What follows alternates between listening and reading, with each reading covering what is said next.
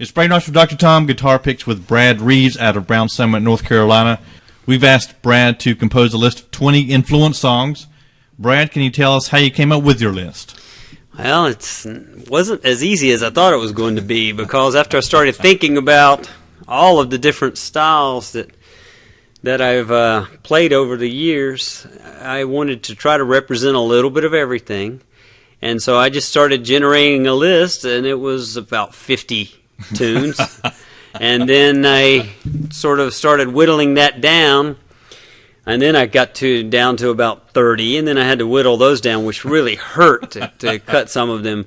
And, of course, there are some on this list that should be on there more than once because they played for so long that their styles changed, and I learned from their new styles. But so it is. That's how I came up with my 20. Okay, onto the list, George Harrison, Day Tripper.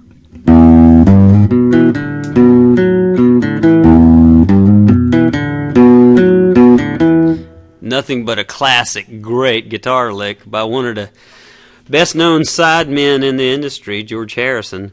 Of course, this guy gets hooked up with two of the best songwriters of pop music of the last century, and sits there and pumps out these guitar licks that are great.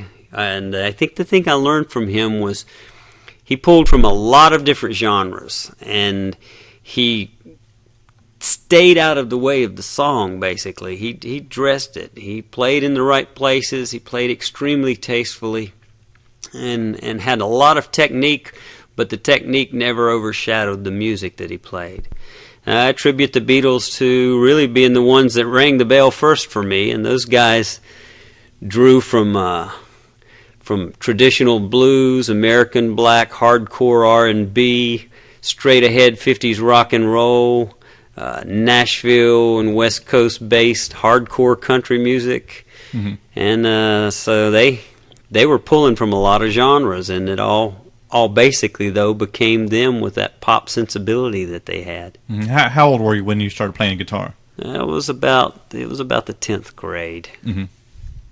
Must have been about 15. Mm-hmm. So you're saying George was sort of played a very supporting role to both Paul and John as far as the music that they created together? Yeah, I think that they were the epitome of a band. Each one of those four guys brought their own personality to the group, and had any of the four been someone else, it would have been a completely different band, and might not have been. They might not have done what they did do. But Harrison, it was almost like you didn't know he was there in a sense because he was so there. He mm-hmm. stayed out of the way of the songs, and I think what I learned from him was how to play a guitar lick on a song and keep the song out front, because those guys were songwriters, and mm-hmm. and those guitar licks he got from all over the place. It was obvious that he was a student of American music for sure. Mm-hmm.